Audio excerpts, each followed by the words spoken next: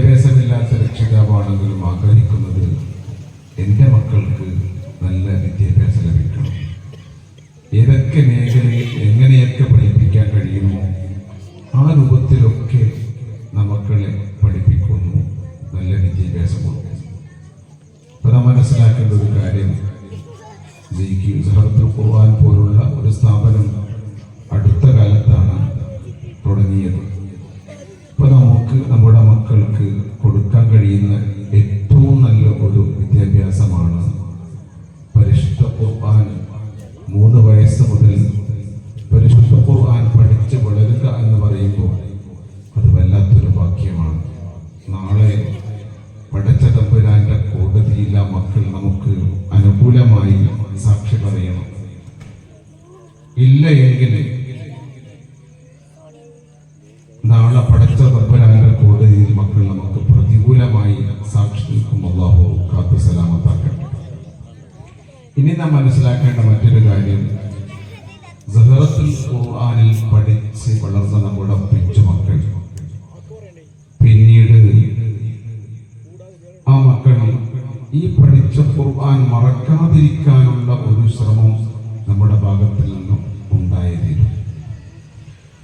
3 വർഷം കഴിഞ്ഞ് കുട്ടികൾ സഹറത്തുൽ ഖുർആൻ പടിയിറങ്ങുന്ന സമയത്ത് ഈ പഠിച്ച ഒരു ജുസ് നിലനിർത്താൻ നമുക്ക് കഴിയണം. അതിന് എപ്പോഴും നമ്മൾ ഇടയ്ക്കിടെ ഒഴിവ് കിട്ടുന്ന സമയത്തൊക്കെ കുട്ടികളെ കൊണ്ടൊന്ന് ഓദിപ്പിക്കുകയും അതൊന്ന് കേൾക്കുകയും ചെയ്യുന്നത് നല്ലതാണ്. നമ്മളൊക്കെ ഒന്നും മക്കളെ ഹിഫ്ദിന് വിട്ടാൽ നമുക്കൊരു ഭയം ഉള്ളിലുണ്ടാകും, പഠിച്ചതൊക്കെ പിന്നീട് ഈ കുട്ടികൾ മേഖലകൾ മാറിപ്പോകുന്ന സമയത്ത് പഠിച്ച ഖുർആൻ മറന്നു പോകുന്നൊരവസ്ഥ ഉണ്ടാകരുത്. അപ്പൊ അതുകൊണ്ട് നമ്മുടെ മക്കൾ നല്ല മക്കളായി വളരണം.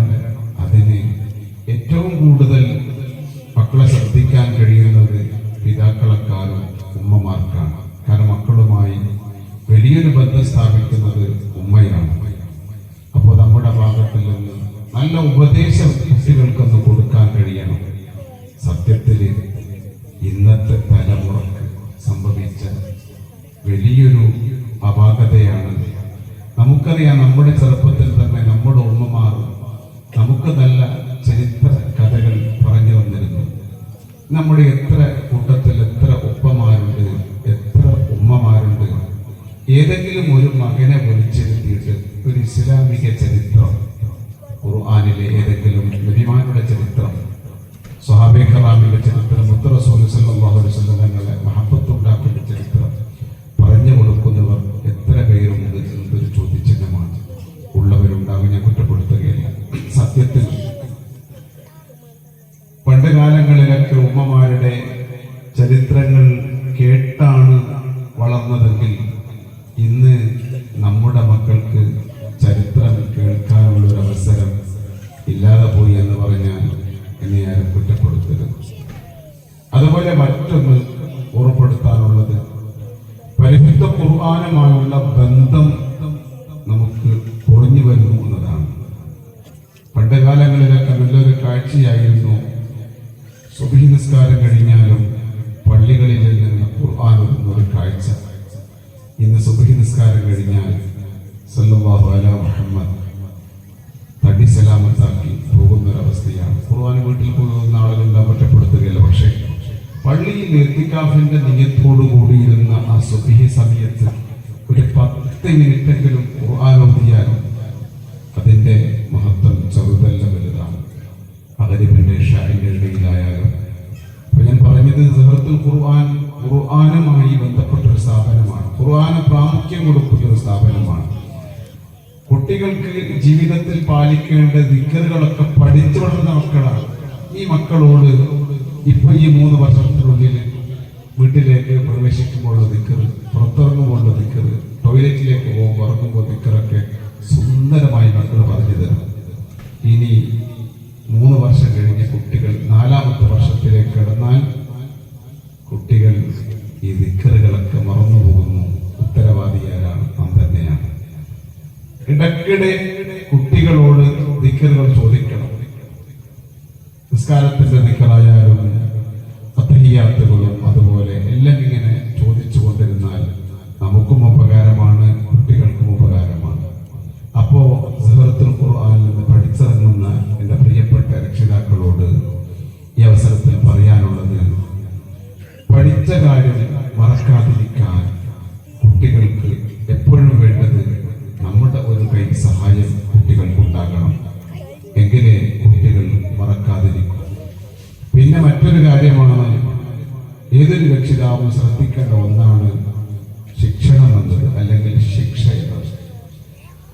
ചെറിയ കുട്ടിയായാലും വലിയ കുട്ടിയായാലും ശിക്ഷിക്കുന്ന ഒരു പ്രവണത അധികരിച്ചു വരുന്നു എന്ന് സംശയിക്കേണ്ടിയിരിക്കുന്നു. പിന്നെ ചില കുട്ടികൾക്ക് നമുക്കറിയാം, എല്ലാ കുട്ടികളും ഒരേ ബുദ്ധിയല്ല. പഠിക്കാൻ കഴിവുള്ള കുട്ടികളുണ്ടാകും, കഴിവ് കുറഞ്ഞ കുട്ടികളുണ്ടാകും. അതുകൊണ്ട് ആ കുട്ടികളോട് പെരുമാറുന്ന ഒരു ശൈലി വളരെ ശ്രദ്ധിച്ചു വേണം. പ്രത്യേകിച്ച് സൂറത്തുൽ ഖുർആൻ പഠിക്കുന്ന ഒരു കുട്ടി മറ്റേ കുട്ടി നന്നായി ഖുർആൻ ഓതിയാൽ എന്റെ കുട്ടിക്ക് എന്തെങ്കിലും ഒരു ചെറിയൊരു വീഴ്ച സ്റ്റേജിൽ സംഭവിച്ചാൽ ഒരിക്കലും അതിന്റെ പേരിൽ കുട്ടിയെ കുറ്റപ്പെടുത്തരുത്. ആ കുറ്റപ്പെടുത്തൽ കുട്ടിയുടെ മനസ്സിൽ വലിയൊരു വീഴ്ച സംഭവിക്കും. ചിലപ്പോ എത്ര പഠിച്ചു വന്നാലും, ചിലപ്പോ നന്നായി ടീച്ചറിന്റെ മുമ്പിൽ സുന്ദരമായി പ്രസംഗിച്ച കുട്ടിയും പാട്ടുപാടിയ കുട്ടിയും വേദിയിൽ വരുമ്പോൾ ചിലപ്പോ മറന്നുപോകും. നമുക്കറിയാലോ, ഈ സഭാകമ്പം പ്രസംഗിക്കാനപ്പോ എത്ര റെഡിയാക്കി വന്നാലും സദസ്സ് കാണുമ്പോൾ, സദസ്സിലിരിക്കുന്ന ആളുകളുടെ മുഖം കാണുമ്പോൾ ചിലപ്പോ പഠിച്ചതെല്ലാം മറന്നുപോകും. പ്രസംഗിക്കാൻ കൊണ്ടുവന്ന മീറ്റർ തലകുത്തനെയായി മാറി. അൽഹംദുലില്ലാഹ്, നമ്മളൊന്നും ഈ പ്രായത്തിൽ സ്റ്റേജിൽ കയറിയിട്ടില്ല, പാടിയിട്ടില്ല, പ്രസംഗിച്ചിട്ടില്ല. നമ്മുടെ മക്കൾ ആ 3 വയസ്സ്, 3.5, 4 വയസ്സിൽ കയറി നിന്ന് ദൈവത്തോടു കൂടി ഫാത്തിഹ ഓതിയും മക്കളെ പ്രശംസിക്കണം. മക്കൾക്ക് ചെറിയ വീഴ്ച സംഭവിച്ചിട്ട് അത് പോട്ടെ, പ്രശ്നമില്ല, അടുത്തത് നമുക്ക് ഉഷാറാക്കാന്ന് പറഞ്ഞാൽ മക്കൾക്ക് വല്ലാത്തൊരു ധൈര്യം. പിന്നെ ഉമ്മ എന്നിട്ട് പറയാണ്, ഞാൻ ആകെ ഇതായിപ്പോയി, എന്ത് കാട്ടി അങ്ങനെ പറയുന്നു. കുട്ടികളാണ്, ചിലപ്പോ മനസ്സോതറി പോകും, ചിലപ്പോ സ്റ്റേജ് കാണുമ്പോൾ ഒരു ഉൾഭയം ഉണ്ടാവും. ഇതൊക്കെ സ്വാഭാവികമാണ്. അതുകൊണ്ട് മക്കളെ കുറ്റപ്പെടുത്താതെ,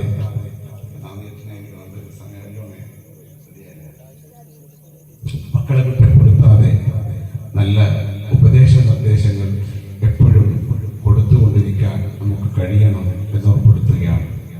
അതുകൊണ്ട് എൻ്റെ പ്രിയപ്പെട്ട രക്ഷിതാക്കളോട് പറയാനുള്ളത്, എപ്പോഴും നല്ല ഉപദേശ നിർദ്ദേശങ്ങൾ കൊടുത്താൽ കുട്ടികൾ നന്നായി വളരും എന്ന വിഷയത്തിൽ ഒരു സംശയമില്ല. പലപ്പോഴും നമ്മുടെ ശിക്ഷയാണ് കൂടി പോകുന്നത്. അടി എന്നൊരു വിഷയം പണ്ട് ഞാനൊക്കെ പറയാറുണ്ട്, നമ്മളൊക്കെ വളർന്നൊരു കാലം നല്ല അടികൊണ്ട് വളർന്നതാണ്. അടികൊണ്ട് വളർന്ന നമുക്ക് ആ അടി ഇന്ന് തിരിച്ച് കുട്ടികൾക്ക് കൊടുത്താൽ ശരിയാവില്ല. ഇന്നൊക്കെ മദ്രസയിലായാലും എവിടെയായാലും സ്ഥാപനങ്ങളിൽ വൈകി വന്ന കുട്ടിയോടും വൈകി വന്നത് ചോദിക്കാൻ പോലും പറ്റാത്തൊരു സാഹചര്യമാണ്.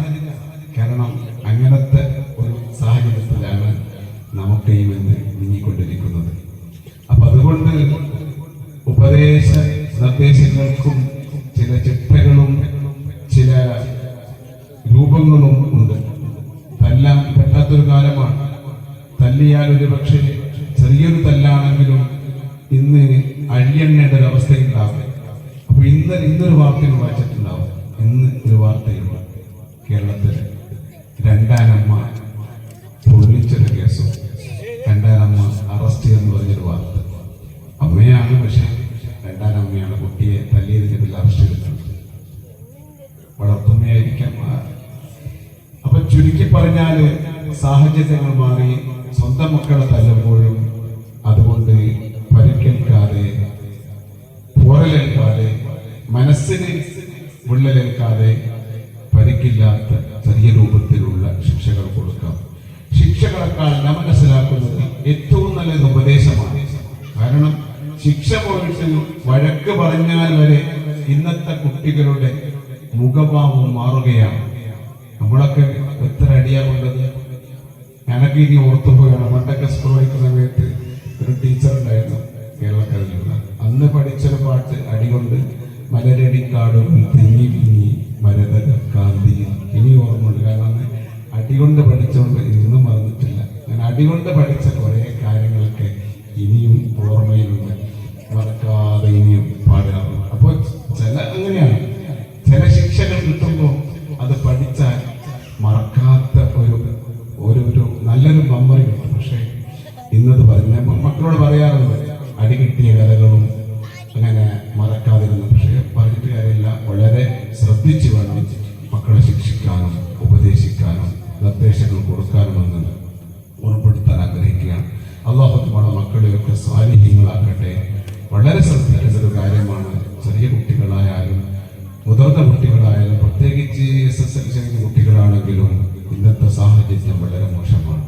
നമ്മളൊക്കെ കേട്ടുകൊണ്ടിരിക്കുന്ന വാർത്തകൾ നമ്മുടെ മനസ്സിനെ വേദനിപ്പിക്കുന്ന വാർത്തകളാണ്. നല്ലൊരു ശതമാനം കുട്ടികളും ഇന്ന് ലഹരിക്കടിമകളാണ്.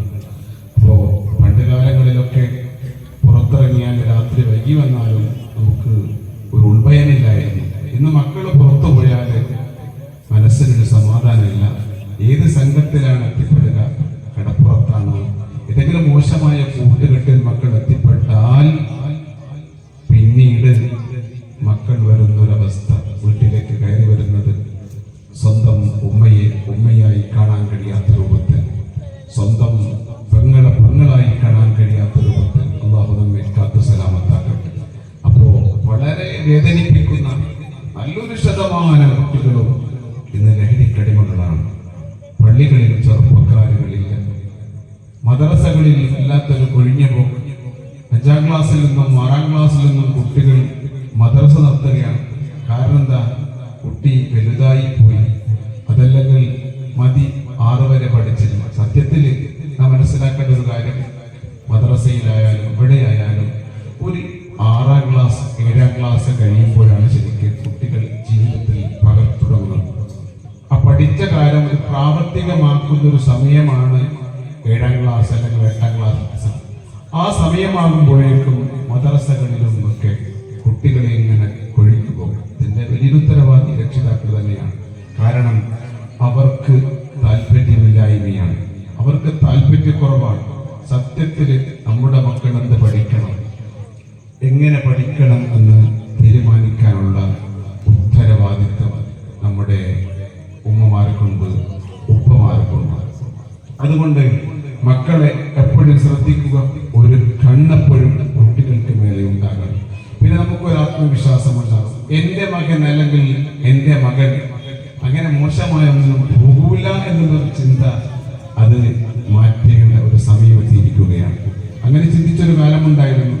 പക്ഷേ ഇന്ന് ചിന്തിക്കാൻ നിർവാഹമില്ല. ഏത് മേഖലയിലായാലും ഏത് സ്ഥാപനത്തിലായാലും ഇവിടൊക്കെ പത്രമാധ്യമങ്ങളിലൂടെ നിത്യം വായിച്ചു കൊണ്ടിരിക്കുന്ന കഥകളാണ്. അടുത്ത് വന്നിരുന്ന കോഴിക്കോടിന്റെ കഥ, കോഴിക്കോട് ബീച്ചിന്റെ കഥകൾ.